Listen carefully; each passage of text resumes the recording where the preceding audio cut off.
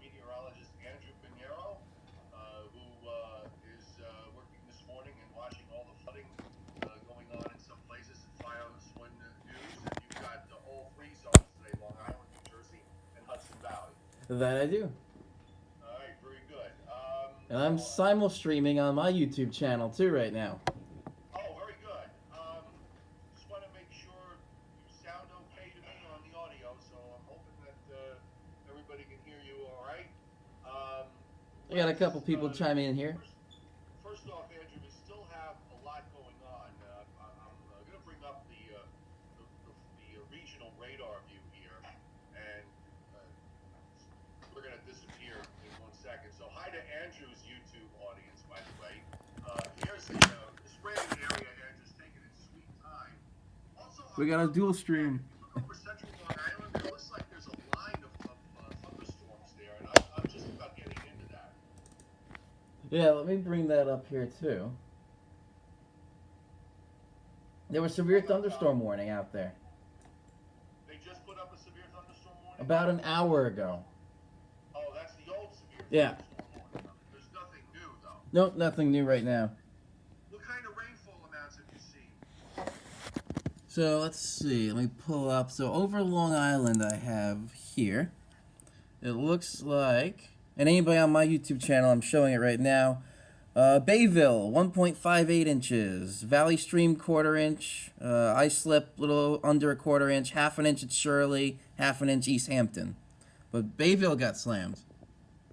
Hey, here's a question for you. One of the, I was looking at I'm going to bring up the local radar now over both of us.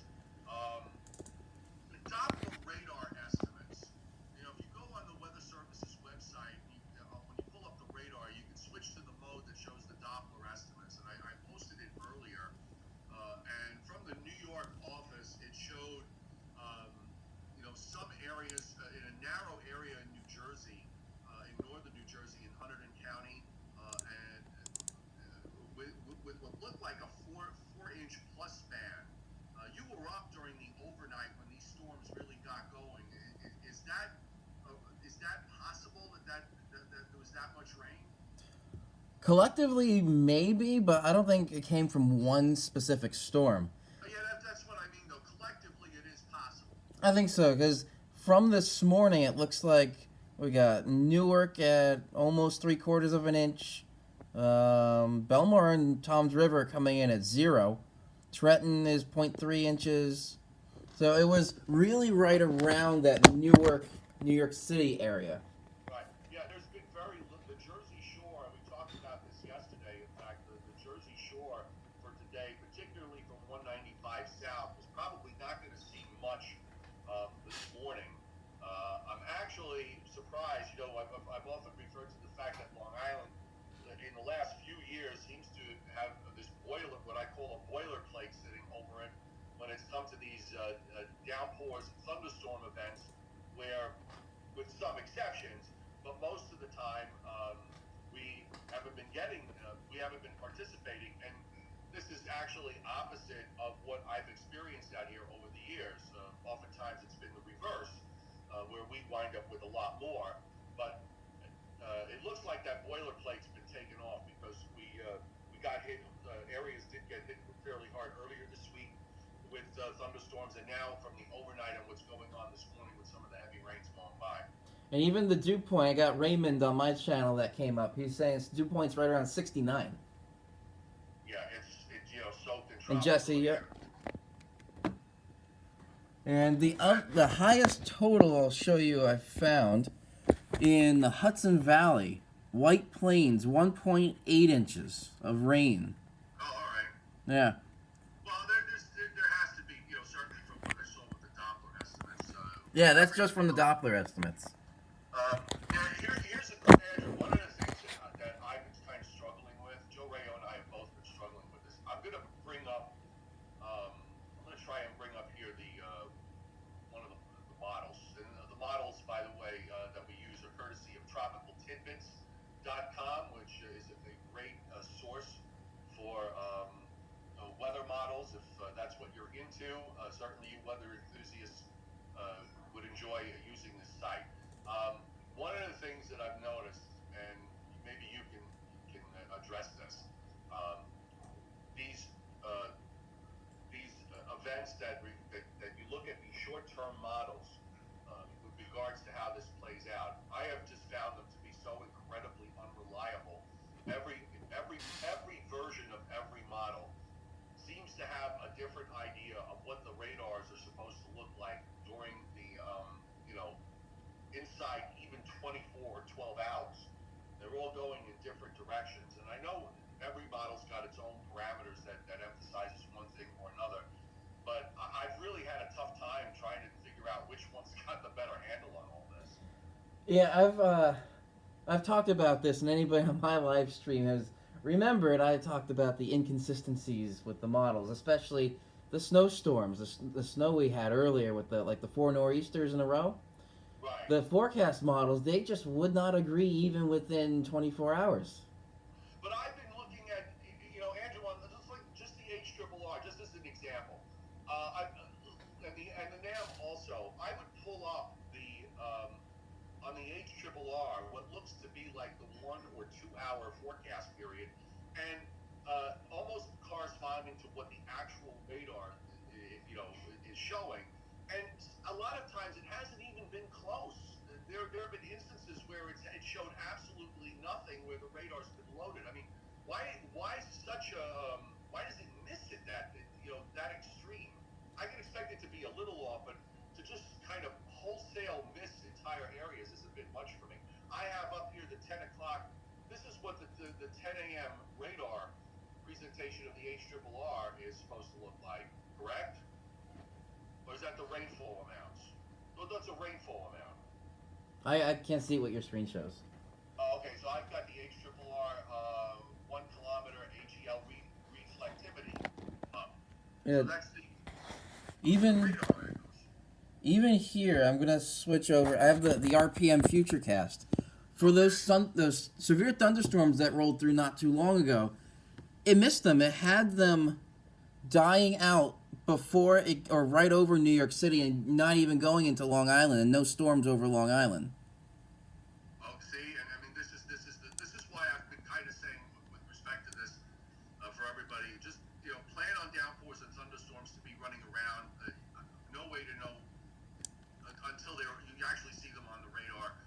You can kind of you're just gonna have to roll the dice as far as when you get into a break period. Now, it appears to me that there is going to be a bit of a break period into early afternoon, but then we see a firing up around 3, 4, 5 o'clock across northern New Jersey to about New York City of what looks like some pretty hefty downpours, and then they move them east across New York City over Long Island later this evening. Yeah, the RPM's showing that too. All right, and in terms of accumulated additional precip, we're looking at this is the HRRR out to 18 hours. I want to make sure I got it all the way through. I'm just going to, an additional easily pockets of 2 to 3 inches of rain from south central Jersey, say from draw a line for southern Ocean County straight west. From there north, you've got these blobs of 2, 3-inch rainfall amounts all the way up into the Hudson Valley, Long Island, southern New England, northern New Jersey, eastern PA.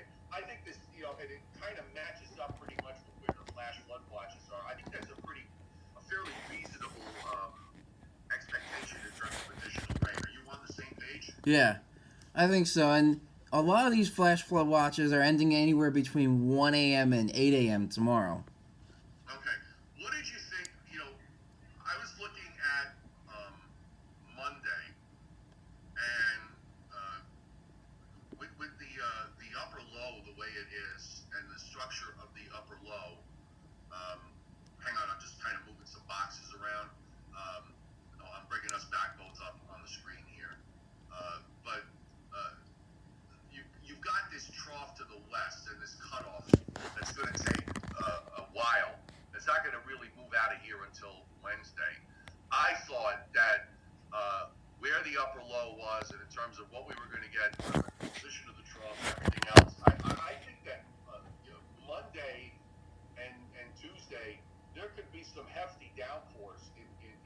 places is somebody could get nailed, pretty strongly with additional heavy rains. And let's not even forget, we still have tomorrow to get through. But I was really kind of looking at the upper air on Monday and on Tuesday and thinking, you know what, someone's going to get a ton of rain out of this. Yeah, because even with the couple of forecast models I looked at, it's not really showing too much. The RPM is picking it up a little bit after about 1 p.m. on Monday for Right. some downpours, specifically in central New Jersey. But you see what I'm Yeah. getting at is, let's lay aside what the models are doing now, 36 and 48 hours on the surface, or how they show in terms of the radar, because it's gonna keep changing. But when I look at the overall 500 structure, just in a broad sense, and what's going on with this, very strong tropical inflow coming up the eastern seaboard, and the position of that trough out to the west is actually, even and the NAM shows us, there's a wave that develops and moves northward and kicks a huge area of rain on the NAM northwest into eastern PA and clobbers them. I think that Monday somebody's just going to may get a ton of rain out of this setup. Yeah, maybe unexpected, but I definitely think so. And even, I think the National Weather Service is kind of covering themselves a little bit too, because with the severe thunderstorm warning, even though I didn't really think anything about tornadoes, they talked about tornadoes inside the severe thunderstorm warning criteria. Well, you know what? We had rotation show up last week a couple of times, and it's all and in situations like this. I know even on Long Island, when you've got a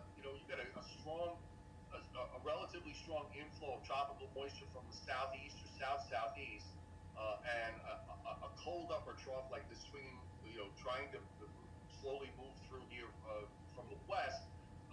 We've seen instances here of some pretty wicked downpours and the occasional EF0 or even an EF1 tornado that gets spawned out of it. So it wouldn't shock me, especially later this afternoon.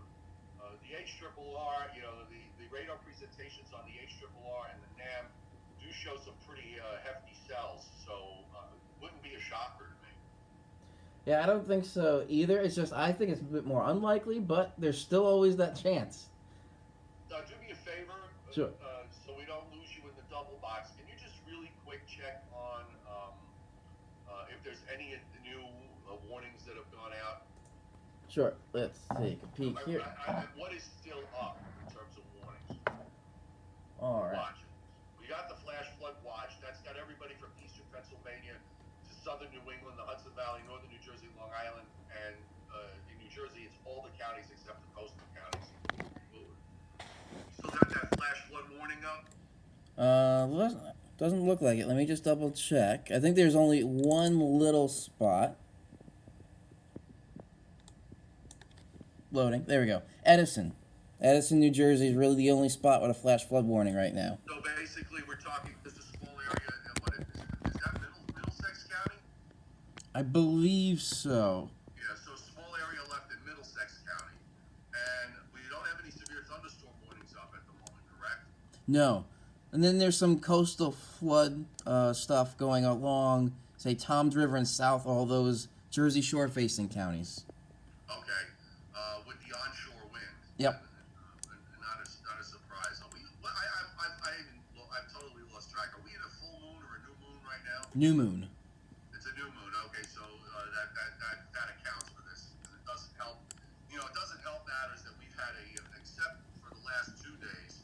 Well, the last 2 days the winds have been more northwest. We haven't really had much of an onshore wind, so I guess that probably is helping tide somewhat. But we had southeast winds for over a week, and going into this new moon. So I suppose water, that didn't help. Let's put it that way. No, it didn't. And I'm expanding a little bit. Just north of Scranton, Pennsylvania, there's a flash flood warning. Okay. Let's see. There are areas up here, Susquehanna, up in northeast PA, that I was looking at some of the numbers that they've gotten over a foot of rain in the last couple of weeks. The threshold for flash flooding right now is extremely low. A lot of areas from eastern Pennsylvania to about New York City have gotten a sizable amount of rain in the last couple of weeks. The ground is just absolutely saturated. And you actually hit the nail right on the head. Right, the flash flood warning for southwestern Susquehanna. Oh, so not too far from the Susquehanna Hat Company. If you're an Abbott Costello fan, you'll know the reference. All right, Andrew. Listen, thanks so much for joining me here. And Andrew is that meteorologist Andrew Pinheiro. I always flip the I and the E in your name, correct? It's a Puerto Rican spelling. Pineiro. Okay, so it's I before E, except after C or Pinheiro. Yeah. It sounds like an A as in neighbor or way. It's one of those Catholic school things that I've always remembered. Yeah. I learned the same way, and then I was always like, no, my last name's not English, so it doesn't follow English rules. Right. Well, I have you tagged on this on the live stream, so my audience is watching you, and they should go ahead and like your page as well. I'll talk to you a bit later, okay? All right, sounds good. Take care, pal. Bye. That was my colleague.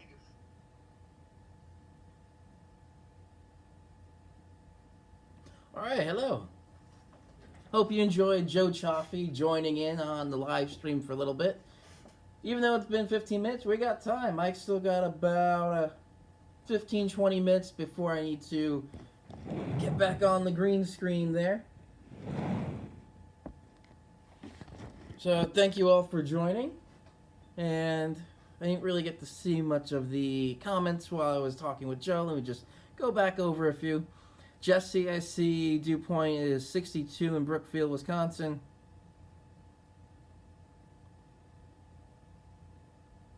Raymond, you had heavy rain this morning. Thunderstorms break now. And yes, Raymond, the flash flooding south of the Capital District. Let me see if I can pull this up here. I'll just pull this up one more time. And there's the globe. Let's move the globe around. So, let me see if it shows a town right in here. Delhi, right there. That is the most north area of the flash flood watch. Most of the flash flood watches have pretty much moved out of the area or just been expired. Oh, even since we just talked with Joe Cioffi, the coastal flood advisories or whatever, the coastal flood stuff, that all been canceled too. But that flash flood watch, or flash flood warning I should say, north of Scranton, Pennsylvania, and I forgot how he said the name, but still there. Going into New England, pretty much a flash flood watch. All of Connecticut, all of New England, south of Massachusetts. And then once you get out near the Boston area, hello, Dio.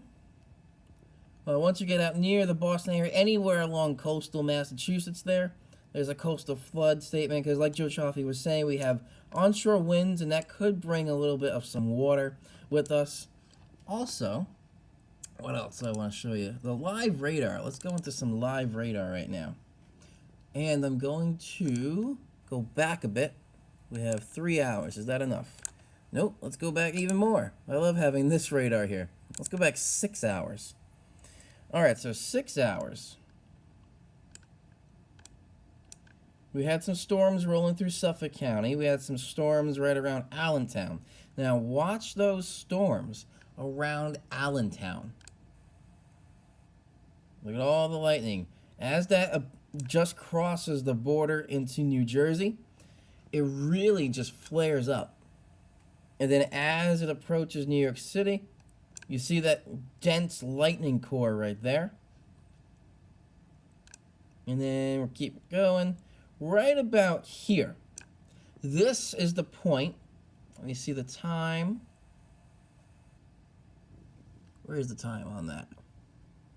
8:25. Right up there. That's the time of this radar image. It was showing about 8:25. That's pretty much when the severe thunderstorm warning the National Weather Service issued for northern Nassau County, I think northern, going into the Bronx a little bit, but definitely in southern Westchester. That's where the severe thunderstorm warning was.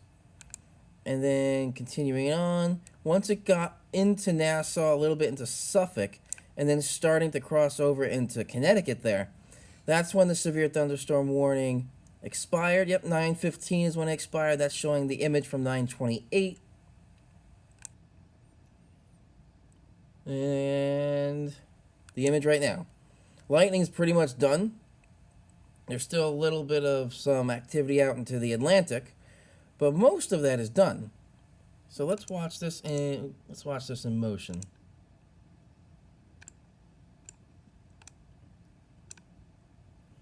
It's not, and think of that, it moved not really too much over a 6-hour period, so it's not the fastest moving, but it's still going. All right, my hand's getting tired. I gotta put this down. There we go. Ah. So we had an interesting little setup. So I don't think I've ever streamed from this before, but I got my iPad right here that I'm streaming from.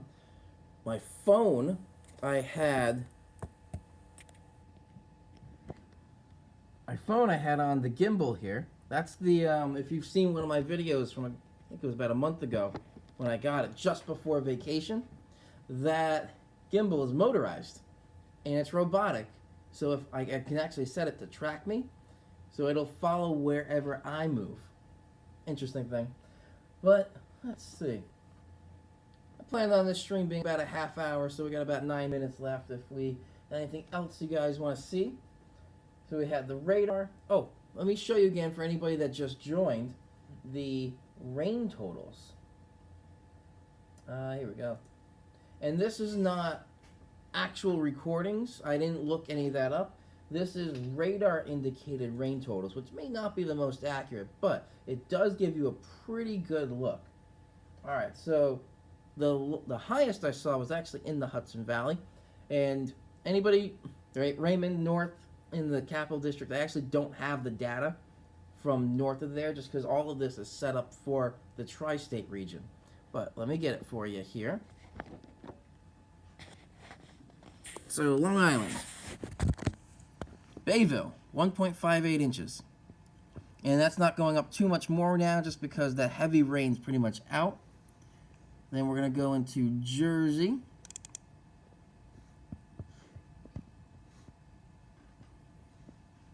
It's interesting. You see where the cutoff was.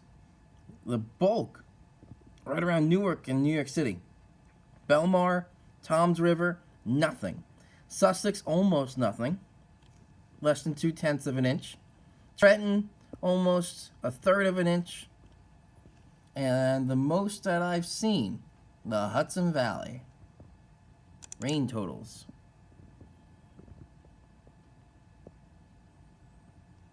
The two biggest I saw right here, Nyack, 1.44, so it's basically 1.5 inches. Almost 2 inches, 1.84 inches at White Plains. And then as you can see, once you get up into Orange County, Dutchess County, it's not really anything too much there. 0.09 and 0.05. And again, these are all just radar indicated. So the radar indicated ones are a good estimate. But it's interesting to see. So, let's see, a couple other things. I had the Futurecast up before. Oh, temperatures. Future temperatures. I'll just show that real quick. So here, we have the same RPM model that we were showing before with the Futurecast. RPM Futurecast temperatures. So let me move the needle around. The high today, right around those upper 70s, low 80s. Overnight tonight, 60s and 70s. Tomorrow, just about the same. If anything, a few clicks higher on the thermometer there, in the low 80s. And then going into Monday, about the same thing, those low 80s. And a 7-day forecast. Let me bring that up.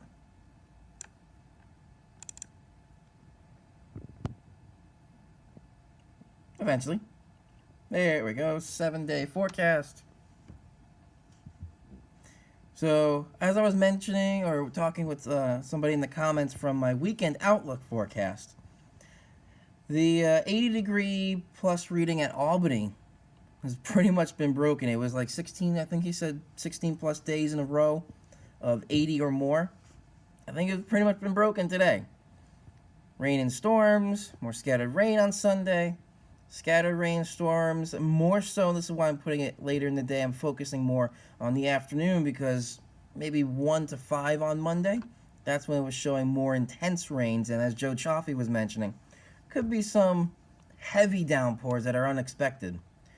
Showers or storm chance on Tuesday as well, just because of when we look at the 500 millibar chart, this trough is pretty much in the area. Something a little bit like a blocking pattern. We can go over blocking patterns in another episode, but I did talk about a Rex block a few weeks ago, I believe it was, with one of the hurricanes. But essentially, the weather's not changing too much. That's why if you look at these temperatures, they're very consistent until Tuesday. Maybe some lingering showers overnight Tuesday into early Wednesday, but the temperature does go back up. The sun does pop out Wednesday afternoon. Sun's out for the first part of your day on Thursday, then some clouds later in the day on Thursday, then some showers late in the day, going a little bit into Friday, maybe some more spot showers, but you can see these nicer days, late in the day Wednesday and Thursday, the temperatures are going back up, and this is more so around the New York City area, and it cools down a little bit for Friday.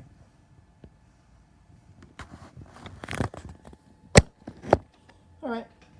That was pretty much all I wanted to do. Something like we've been talking about so long, Joe Cioffi and I. We finally had a weird way of doing it, but we did a dual stream, a simulcast, I guess you could say. I'm streaming live here, he's streaming live there, and I was able to see him in my video, he was able to see me in his video. Fun things, we're going to try and see if we could do that again. And even though we don't live close, Joe Cioffi and I, we've talked about him coming to my green screen studio, where I usually do my weather podcasts on Wednesday. So maybe look forward to that. Just a few other updates with the channel. For anybody that's just watching and hasn't heard over the past couple of days, this was a suggestion that I had from a friend who is a screenwriter. He's part of the Screenwriters Guild. Weather conspiracy theories. Bermuda Triangle. Government control of weather, chemtrails. We'll talk about that. It's maybe going to be a little mini-series that I'm going to be filming on all these weather conspiracy theories. I don't know which one I want to do first, but I got a couple ideas. If you have a weather conspiracy theory as well, leave that in the comments of this after it finishes processing on YouTube. I'll take all that into consideration when trying to make that video. And another little update with the car. So I have the new shift knob. It feels so much better. I got a couple other things planned, and with that, I'm going to have a couple of friends come over. So yesterday I gave him a shout out. Stanley George, one of my good friends. I actually just checked. He has 23,000 subscribers on YouTube. And he's going to try and come over to my house, and we're going to do some stuff with the car. Maybe we'll both do a live stream where he's live streaming on his channel, I'm live streaming here for you guys. Something like that, a couple other friends. So I have the WRX, he has a BRZ. Another friend from college, who's a nurse that we've talked about before, he has an STI. I have another friend who has a Corvette. So we're going to see if we get a little mini car show, I guess, going. But that pretty much wraps this up. I hope you guys enjoyed the special guest with Joe Cioffi. I hope you guys also keep in mind it's going to be soggy for the next couple of days, and definitely think about that with all your travels. This is meteorologist Andrew Pinero. I'll see all you guys in the next video.